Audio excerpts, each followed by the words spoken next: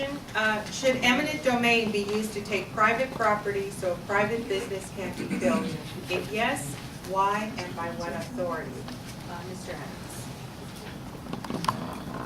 That's a great question, and I hate eminent domain. We've had some complaints about how long has it taken to work the 5 Points area, and that's because we didn't want to use eminent domain. There was some area where we had to gain property to improve the streets, but everything other than that was governed private sector to private sector. No business was run out by the city. No operating business was put out of business. If somebody left here that did not want to be in business is because they wanted to retire. I refuse to allow eminent domain in this area. I passed the first law that says you cannot take a owner-occupied home through eminent domain, and I could not get a vote from all of my council to do it citywide, so we did it in La Sierra first.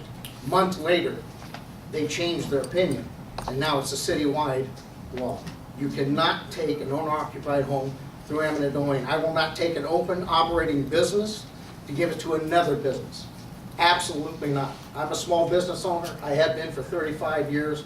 That is not what the Constitution of this state or country is about. That's not what America's about. Ownership, owning your own business, that's what makes this country the greatest nation on earth, and I will protect that because that is our Constitution. I am adamantly opposed to eminent domain. Thank you.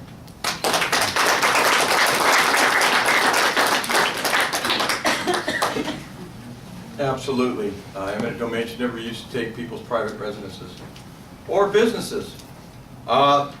That isn't exactly what happened at 5 Points, though. I was at a meeting, a redevelopment meeting in the afternoon where one of the residents that lived in one of the apartments over there on a whole street, where we now have since taken that property, was complaining about that very thing, that he lived there and they were taking his property and nobody notified him. At that meeting, they had to stop the meeting because they had never heard of this gentleman. Apparently, he never got the information, and so they had to wait and find out what his claim to the property was. But the fact is, we did take it. Right now, all the 5 Points properties are, except for the northeast corner, one little section next to the mortuary there, that's all owned by the city. The redevelopment agency signed over all those properties to the city just recently, within the last few weeks. So it's all city property, and it's all been slated for years for development. We haven't seen any.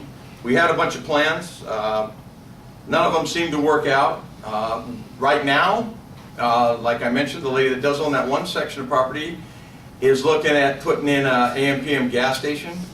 The community as a whole, so far, is against that. They're not for that. I know I talked to her just the other day. She has submitted her paperwork to planning for them to take a look at that. But the process by which that happened was, again, nobody knew about it.